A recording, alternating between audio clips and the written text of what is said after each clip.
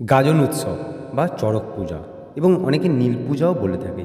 এই তিনটি উৎসব কোথায় এবং কেন পালিত হয়, এর পিছনে পৌরাণিক এবং আধ্যাত্মিক ব্যাখ্যা কী? চলুন আজকের বেঙ্গলি স্বাস্থ্য কথায় এই তথ্য নিয়ে হাজির হয়েছি আমি পুষ্পেন্দু। আর সমস্ত হিন্দু সনাতনীদের কাছে আমার একটাই অনুরোধ, এই তথ্যটি সমস্ত হিন্দুদের কাছে শেয়ার করবেন, যাতে এই তথ্যর পুঙ্খানুপুঙ্খভাবে এবং পৌরাণিক ব্যাখ্যা সবাই জানতে পারে। চলুন ভিডিওটি শুরু করা যাক। গাজন উৎসব, চড়ক পূজা এবং নীল পূজা, এই তিনটি উৎসব বাংলার গ্রামীণ সংস্কৃতি এবং গুরুত্বপূর্ণ অঙ্গ এবং মূলত শিব পূজার সঙ্গে সম্পর্কিত।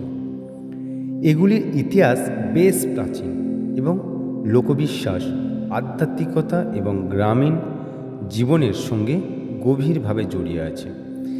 এবার জানি গাজন উৎসবের ইতিহাসটা কী। গাজন শব্দটি গাজ এবং অন মানে উৎসব।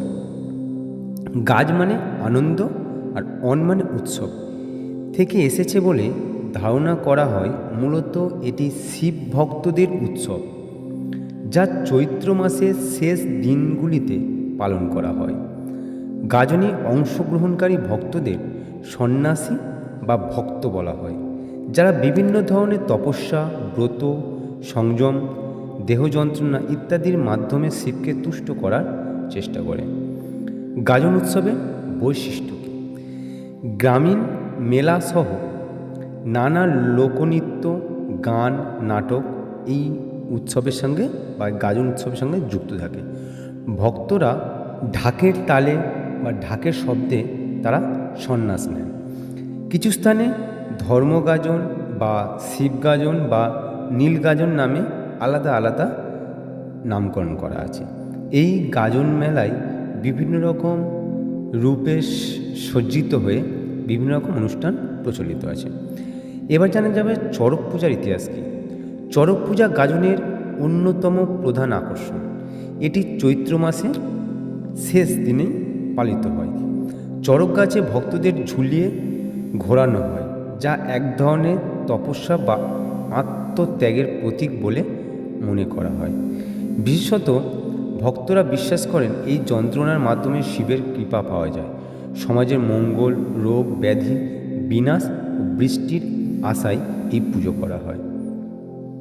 এবং এই সময় ভক্তরা খুব কঠিন একটা ব্রত করে, যারা এই যে চড়ক গাছের উপরে ওঠে, অনেকে পিঠে এবং গায়ের বিভিন্ন অংশে লোহার বড়শি দিয়ে টান দিয়ে দেয়।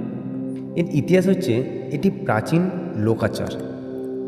অনুমান করা হয় যে এটি পূর্ব বেদের সময় ও আয়ুর্বেদ যুগ থেকে বাংলায় প্রচলিত আছে, তবে সেই হিসাবে তেমন কোনো তথ্য নেই। এবার জানি নীল পূজার ইতিহাস। নীল ষষ্ঠী পূজা চৈত্র মাসের শুক্লা ষষ্ঠী তিথিতে অনুষ্ঠিত হয়। এটি মূলত ভগবান শিব ও পার্বতীর উদ্দেশ্যে এই পূজা হয়, বিশেষত সন্তানদের কল্যাণ ও দীর্ঘায়ু কামনার জন্য।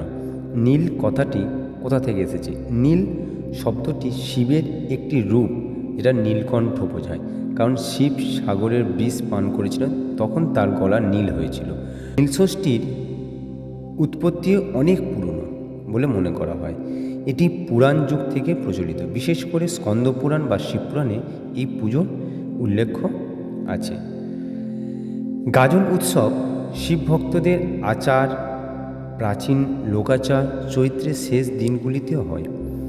চড়ক পূজা আত্মত্যাগ ও দেহ শুদ্ধি প্রতীক চিত্র হিসাবে করা হয়। কিন্তু এই উৎসবটি মূলত তখনকার সময়ে অবস্থা ভালো ব্যক্তিদের মধ্যে ছিল না, এটা কেবলমাত্র নিচু শ্রেণীর মানুষদের মধ্যে বেশি প্রচলন ছিল। বেশিরভাগ সময় দেখা যেত এটি আদিবাসী বা একদম গ্রামের মানুষরাই বেশি এই পুজো পালন করত। তবে লোকের মুখে জানা যায় এই উৎসবটি 1485 খ্রিস্টাব্দে সুলতানানন্দ নামে একটি রাজা প্রথম এই উৎসবটি প্রচলন করেছিল, এবং তারপরে থেকে এই উৎসবটি সমস্ত গ্রামের মানুষরা বিশেষ করে এই উৎসবটি আজও পর্যন্ত পালন করে আসছে।